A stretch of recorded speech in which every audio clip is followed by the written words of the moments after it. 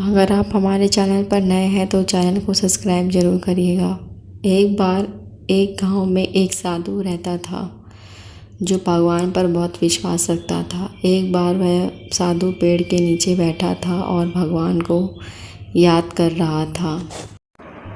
तो अचानक वहाँ बाढ़ आ गई। चारों तरफ पानी ही पानी हो गया। सब लोग अपने आप को बचाने के लिए ऊपर पहाड़ की तरफ भागने लगे। उसमें से एक आदमी ने देखा कि इस हालत में भी साधु जी भगवान की तपस्या कर रहे हैं। वह सोचा कि ये अपने आप को बचाने के लिए कहीं जा क्यों नहीं रहे हैं। तो उसे साधु ने बोला, अरे आप कहीं जा क्यों नहीं रहे हो? आप भी मेरे साथ ऊपर पहाड़ की तरफ चलो, नहीं तो आप डूब जाओगे। साधु बोले, अरे हमें क्या होगा? मैं तो भगवान की इतनी तपस्या करता हूँ, मुझे कुछ नहीं हो सकता। मुझे भगवान अपने आप बचाएगा।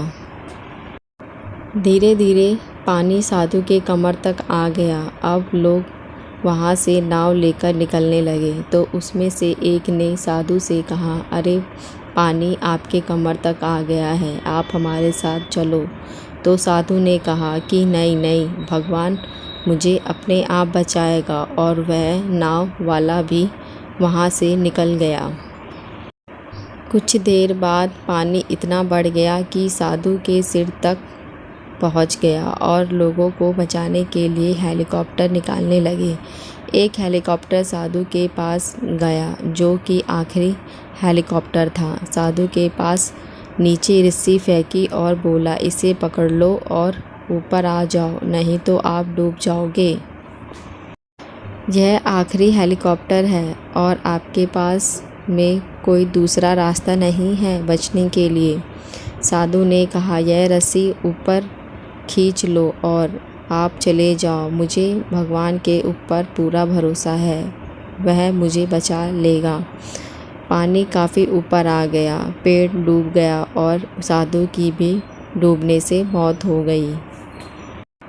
मरने के बाद साधु भगवान के पास गया और बोला, हे भगवान, मैंने पूरी ज़िंदगी आपकी तपस्या की, मेरा सारा जीवन आपकी आराधना करने में लगा दिया, फिर भी इतने भरोसे के साथ इंतज़ार किया कि तुम मुझे बचाने आओगे, लेकिन वहाँ मेरी डूबकर मौत हो गई और तुम नहीं आए, ऐसा क्यों?